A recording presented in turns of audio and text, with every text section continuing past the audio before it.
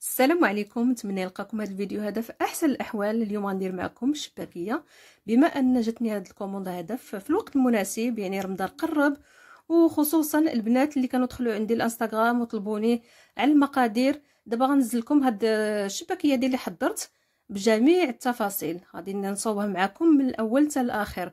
تبعوا معايا الطريقه باش تنجح معكم. هاد الشباكيه هذه كتجي معلكه وكتجي ناجحه 100%، وكتكون في نفس الوقت مقرمشه. فهاد لا كوموند هادي حضرت كيلو ديال الطحين، يعني غادي تعطينا 2 كيلو ونص ديال الشباكيه حتى ل3 على حسب. الا كانت شاربه العسل راه كتعطينا حتى ل3 كيلو.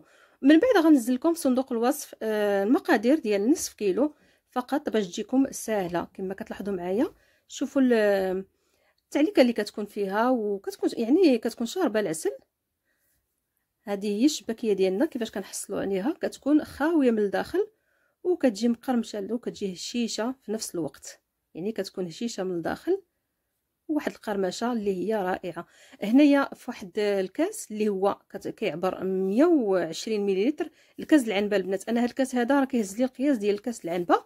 غادي نعمرو بكاس ديال اللوز اللي هو مطحون مزيان ما كيكونش يعني غير مهرمش، خصو يكون مطحون باش ما يقطعناش العجينه. من بعد ضفت عليه كاس ديال الجنجلان واللوز ما يكونش محمر نهائيا، كيكون خضر باش ما كيتحرقناش المقله ملي كنقليوها. من بعد ضفت عليها معلقه ديال القرفه اللي حتى هي كما كتشوفوا معايا راه طحنتها وليت غربلتها المره الثانيه باش العجينه ديالنا كتجي ناجحه. من بعد ضفت عليها النافع، معلقه ديال النافع اللي هو حتى هو مدقوق مزيان اولا مطحون، وكنوليو نغربلوه بطبيعه الحال المره الثانيه.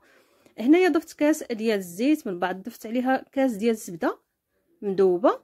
يمكن لكم البنات ديروا كاس ديال زيت الزيتون، انا فقط كنفضلها بهاد يعني بتكون زيت عاديه. ضفت عليها 20 مليلتر ديال الماء اللي ضفت عليه مكعب ديال الضامه ديال الزعفران. هنا ضفت عليها 2 معالق كبار ديال الخل، قريصه ديال الملحه للذوق فقط. شنو بغيت نقول لكم، الزعفران البنات الا كان عندكم الزعفران الحمر يمكنكم ديروه. بالنسبه للوز يمكن لكم تستعملوا اللوز اللي هو بالقشره ديالو فقط. انا كنشاط ليا واحد الحلوه اللي كنت حضرت ودرته منقي. هنا ضفت عليها 2 كيسان ديال ما زهر اللي كل كاس كيعبر 120 مليلتر. غنضيف عليها الدقيق تدريجيا، هانتوما غتشوفوا معايا الكميه اللي غادي تدخل لي في هاد العجينه ديال الشباكيه. هنا ضفت عليها معلقه ديال الخميره الحلويات، يعني 8 الغرامات فقط بالنسبه لهاد الكميه هذه اللي عجنت معكم. من بعد البنات كنبقى نعجن العجينه ديالي حتى كنحصلوا على عجين اللي كيكون متماسك وفي نفس الوقت كيكون قاصح. ردوا البال البنات، العجينه الشباكيه ما خصهاش تكون مرخيه لانها كتزيد تطلق. كل ما خليناها ترتاح كتزيد تطلق والتشبيكه ديالها ما كتكونش مزيانه. لهذا كنفضل انا العجينه الشباكيه تكون قاصحه، باش كتجينا التشبيكه ديالها مزيانه في المنظر ديالها، وفي نفس الوقت حتى الشباكيه كنحصلوا عليها كتكون هشيشه. كل ما كانت العجينه خفيفه كتكون الشباكيه قاصحه. كنستمر كنبدا نقطعها بهذه الطريقه هذه، وغنديروها في اكياس بلاستيكيه اللي هي غذائيه ونخليوها على الجانب حتى كتطلق. انا هنايا قطعتها خليتها ومشيت كملت شغالي. كانت عندي كوموند اخرى ديال الحلوه خليتها على الجانب حتى ترخات وعاد غنولي نشبكها.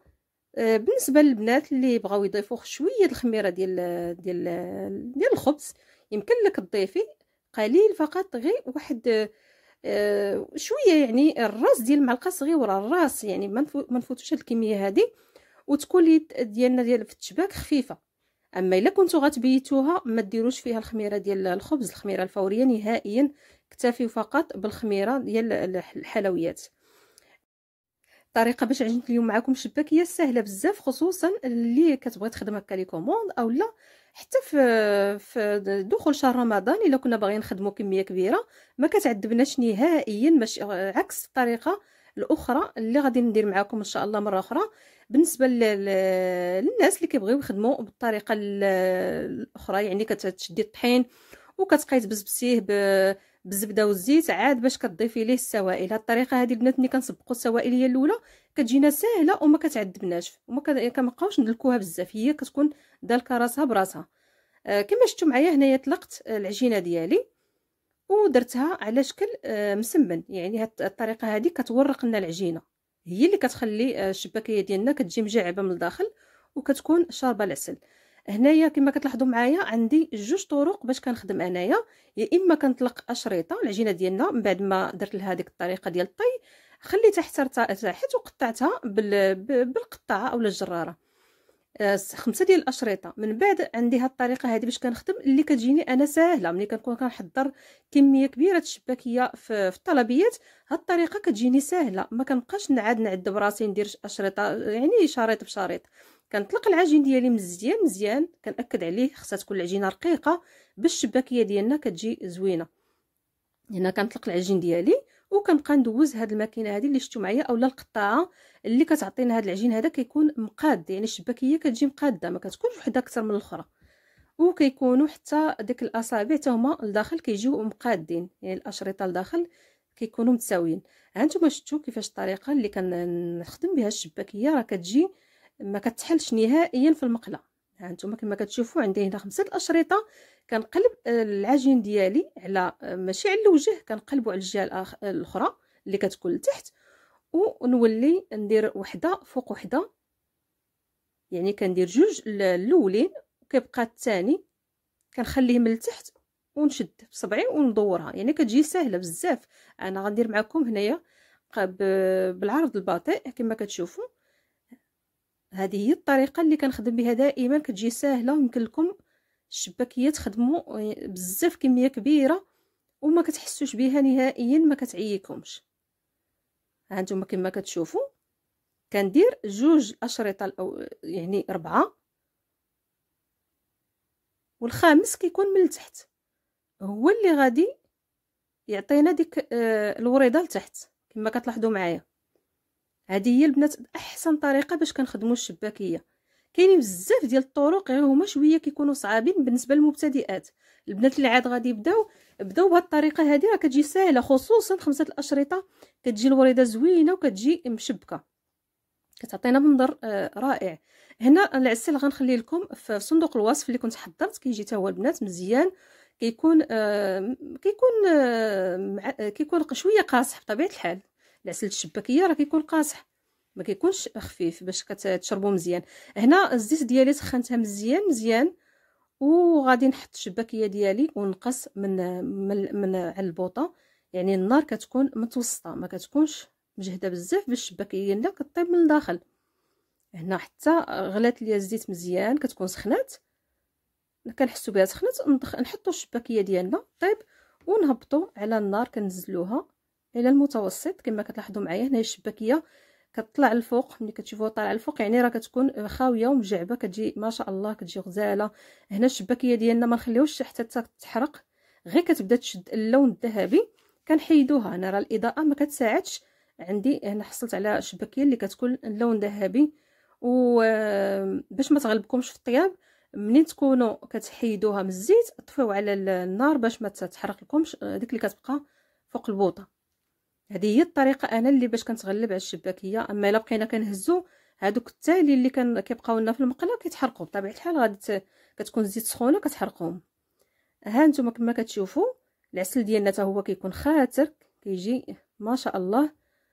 من بعد ملي كتسخن راه كتساعدنا اكثر. هنا كنحاولوا مع كتكون هشيشه ما كنبقاوش نبركوا عليها، كنهزوا العسل بشويه وكنحطوه فوق الشباكيه وكنستمر بهذه الطريقه هذه ديالي. كما كتلاحظوا كنحطوا الشباكيه ونخليوها المتوسط. هنا الزيت صافي راه سخونه يعني كتكون الشباكيه كنعرفوا القياس ديالها، ما كنبقاوش نخافوا بان راه تحرق. هنا كتكون الزيت صافي عارفين كيفاش خاصنا نطيبوا الشباكيه ديالنا.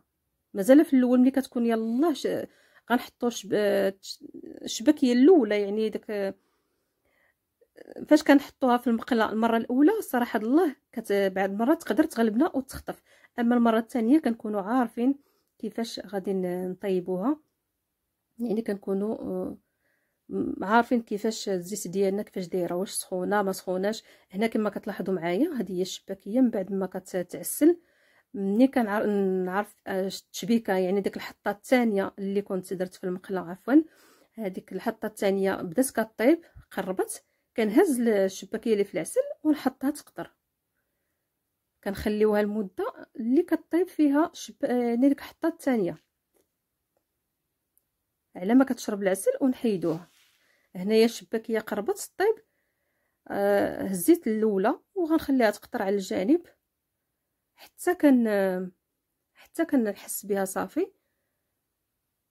الاخرى طابت قربت طيب عفوا، وعاد كنحطها تقطر. هنا البنات ما كنديروش الجنجلان حتى الاخر، كنبغيو نقدموا عاد كنديروا الجنجلان. نتمنى تنال الاعجاب ديالكم الشباكيه اليوم، جربوها راه كتجي ناجحه بهذه الطريقه اللي عطيتكم اليوم. خصوصا العجين، طريقه العجين راه ما كتعذبش نهائيا. بالنسبه للبنات اللي بغاو يخدموا لي كوموند توكلوا على الله، راه كتجي ما شاء الله ناجحه وما كتعذبش نهائيا. هاد الطريقه هذه من بعد ملي كنبغي يعني نعطيها للزبائن ديالي عاد كنزينها على حسب الذوق. كاين اللي كيبغيها بالجنجل محمر وكاين اللي كيبغيها باللوز اللي كيكون ايفيلي اولا اللوز مهرمش طبيعه الحال كيكون محمر. نتمنى الشباكيه اليوم تنال الاعجاب ديالكم. ما تنساوش تشجعوني بلي لايك والبارطاج مع الاهل ديالكم. مع السلامه الى الفيديو القادم بحول الله.